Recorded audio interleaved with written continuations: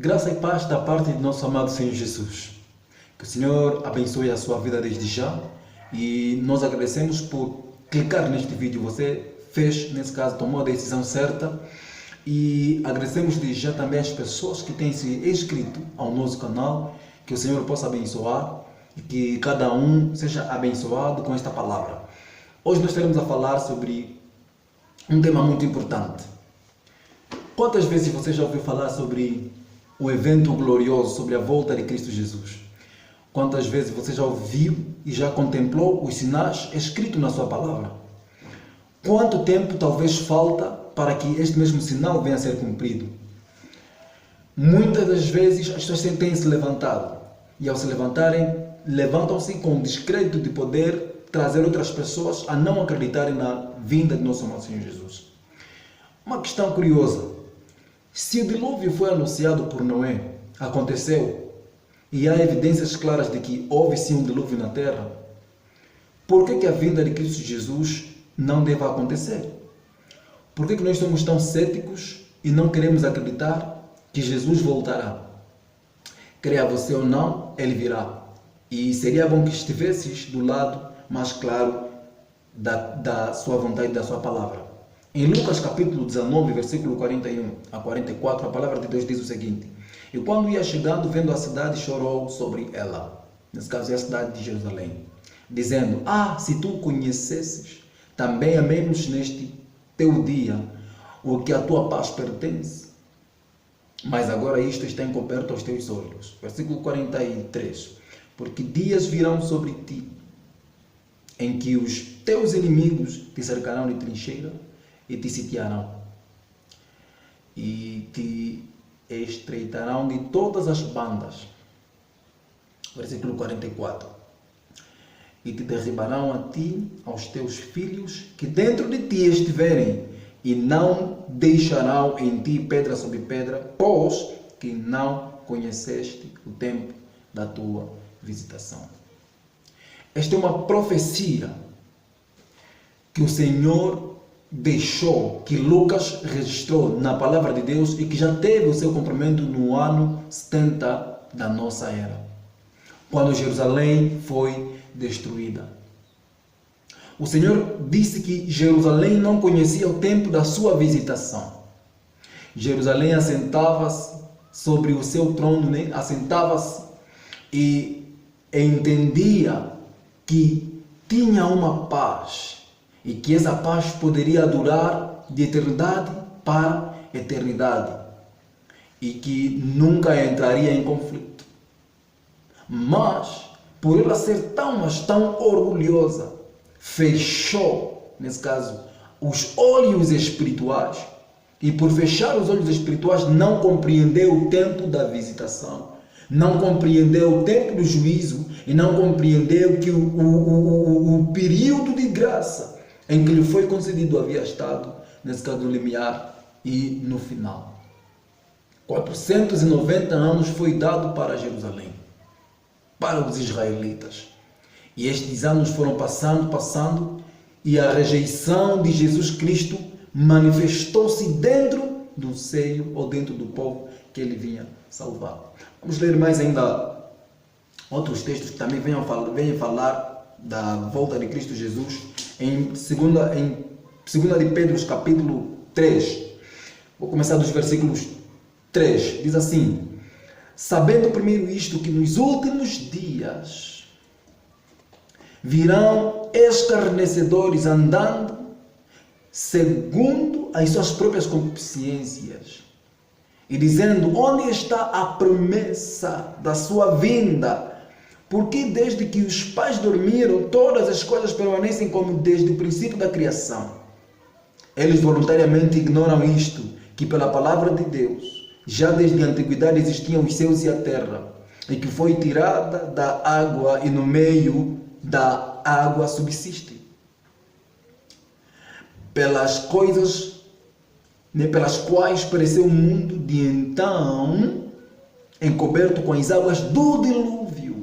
Mas os céus e a terra que agora existem pela mesma palavra se reservam como tesouro e aguardam e se guardam para o fogo, até o dia do juízo, e da perdição dos homens ímpios. Mas, amados, não ignoreis isto.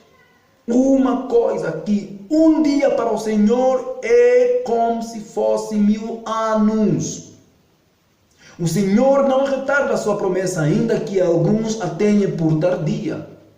Mas é longânimo para conosco, é longânimo para convosco, não querendo que alguns se percam, senão que todos venham a arrepender-se.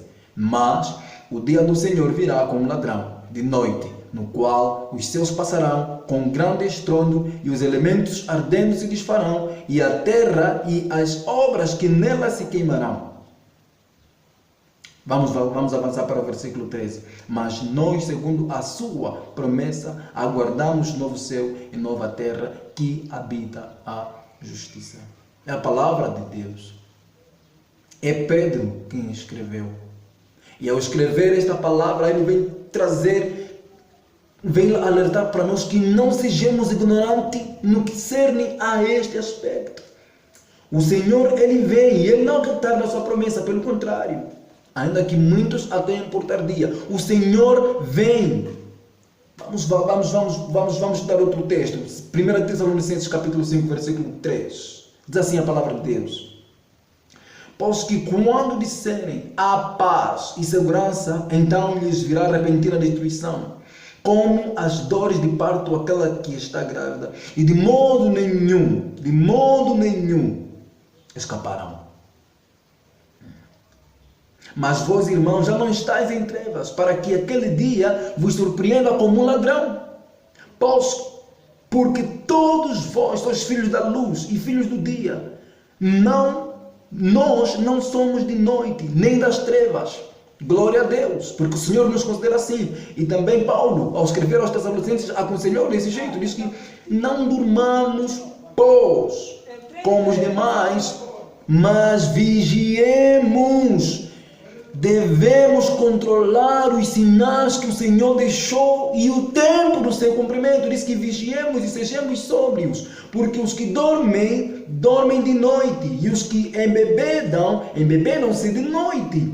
Mas nós que somos do dia, sejamos sóbrios e vestimos-nos da couraça da fé e do amor, e tendo por capacete a esperança da salvação. Tendo por capacete a esperança da salvação.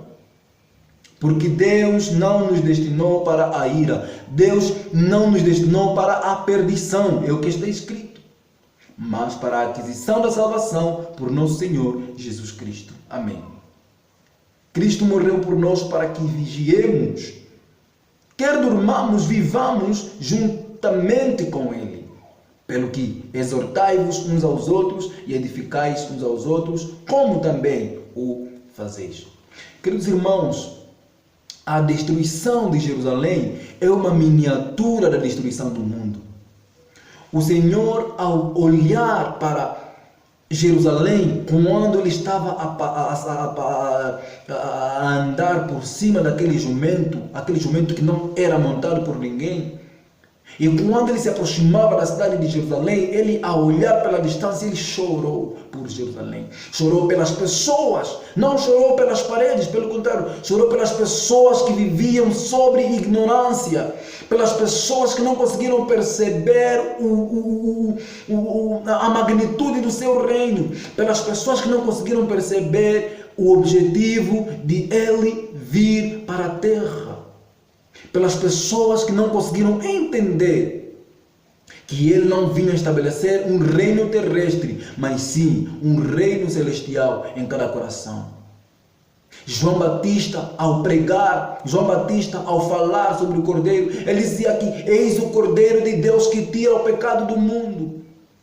As pessoas acreditavam que Jesus Cristo viria para poder libertar as pessoas do jugo romano. Mas Cristo Jesus não vinha para poder reinar, pelo contrário, ele vinha como sofredor, ele vinha como cordeiro. E como cordeiro, ele tinha que ser morto no matadouro e derramar assim o seu sangue em propiciação para os nossos pecados, mas em primeiro lugar para os judeus que eram nação eleita. Mas o tempo foi passando e eles não reconheceram, nesse caso, Jesus Cristo como Salvador.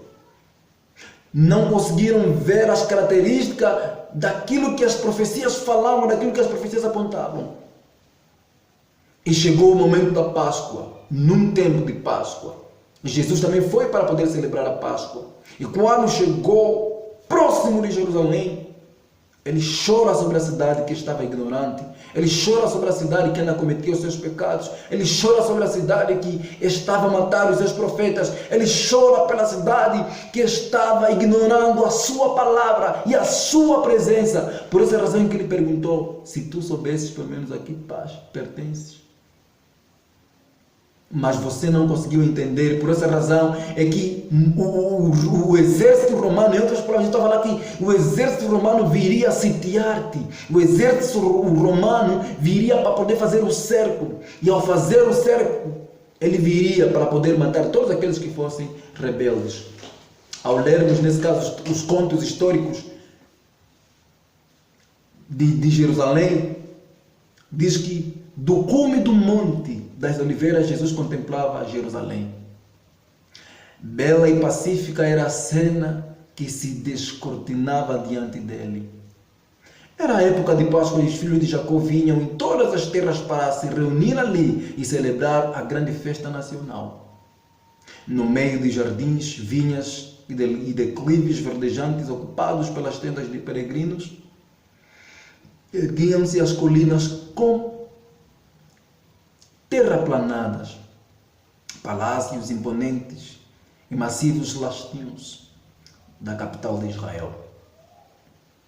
A filha de Sião parecia dizer em seu orgulho: estou assentada como rainha e não verei pranto. Sendo ela tão formosa, então, e julgando-se tão segura do favor do céu, como quando séculos antes o trovador real cantara: formoso de sítio e alegria de toda a terra é o Monte Sião e a cidade do grande rei. Em plena vista,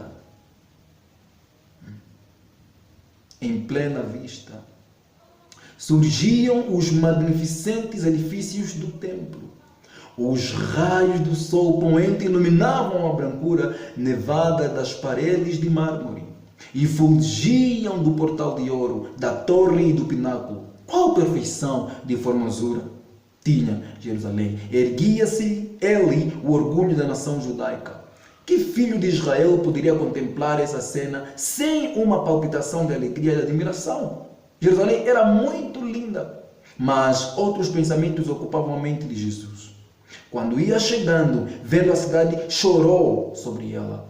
Em meio ao universal regozijo da entrada triunfal, hosanas ecoavam pelas colinas e milhares de vozes o proclamavam rei. O Redentor do mundo sentia-se opresso por um súbito e misterioso pesar. Ele e o Filho de Deus, o prometido de Israel, cujo poder vencer a morte e chamar a seus cativos da sepultura, estava em lágrimas e não em consequência de uma mágoa comum, mas de intensa e irreprimível agonia. Suas lágrimas não eram por si mesmo. Ele não chorava por si, porque ele sabia por onde seus passos iriam levá-lo. Diante dele estava o Getsemane, o cenário de sua vindoura agonia. A porta das ovelhas também estavam à vista, através da qual durante séculos as vítimas para o sacrifício haviam sido conduzidas, a qual deveria estar aberta para ele, quando fosse como cordeiro levado ao matadouro. Isaías 53, versículo 7. Não muito distante estava o Calvário, o qual da crucifixão, o local da crucifixão, sobre o caminho que Cristo logo deveria trilhar, cairia o horror de grandes trevas ao fazer ele a sua alma uma oferta pelo pecado. Todavia, não era a contemplação dessas cenas que levavam a sombra sobre ele nessa hora de alegria. Nenhum pressentimento de sua sobre-humana agonia nublava aquele espírito abnegado. Jesus chorava pela sorte dos milhares de condenados de Jerusalém, por causa da cegueira e impenitência daqueles que ele viera abençoar e salvar. Essa era a razão do choro de Jesus. Por quê? Por causa do quê?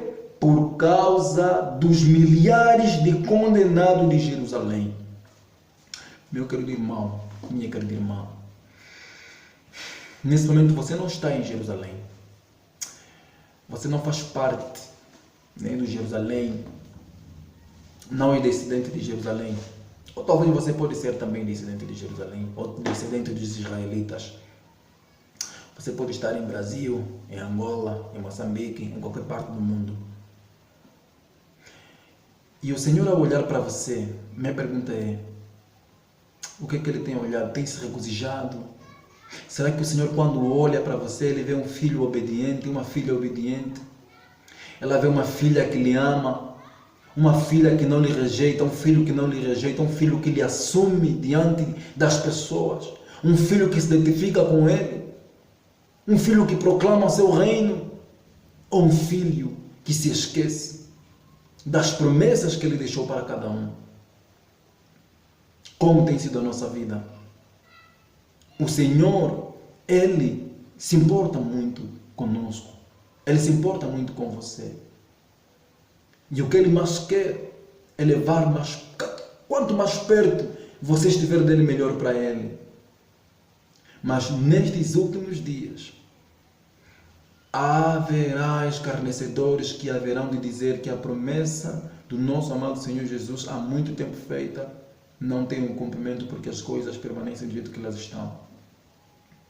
O Senhor, ao olhar para Jerusalém, chorou e viu que ela seria condenada. O mesmo o Senhor faz para os nossos dias. Quando Ele olha para o mundo, quando Ele olha para a África, quando Ele olha para os Estados Unidos, quando Ele olha para a Ásia, quando Ele olha para todos os continentes do Oriente e do Ocidente, Ele chora pelas muitas pessoas que têm rejeitado o Evangelho nesses últimos dias. Pelos países comunistas que massacram os seus filhos fiéis. Pelos pais que privam os filhos de conhecerem a verdade. O Senhor, Ele chora. Mas há uma solução. Nós não precisamos de ser como os israelitas do passado. Nós não precisamos ser como aquela Jerusalém orgulhosa. Pelo contrário, vamos nos humilhar diante da presença de Deus. Vamos levar o nosso coração e redimir, nos entregar totalmente a Ele e aceitar a sua proposta e nos firmarmos na sua promessa. Estaremos continuando essa primeira sessão deste texto. Nós estaremos lendo o próximo texto, que é Mateus capítulo 24. Quais são os sinais que Ele deixou para a sua breve volta? Convido para o próximo vídeo. O Senhor o abençoe agora. Em Jesus. Amém.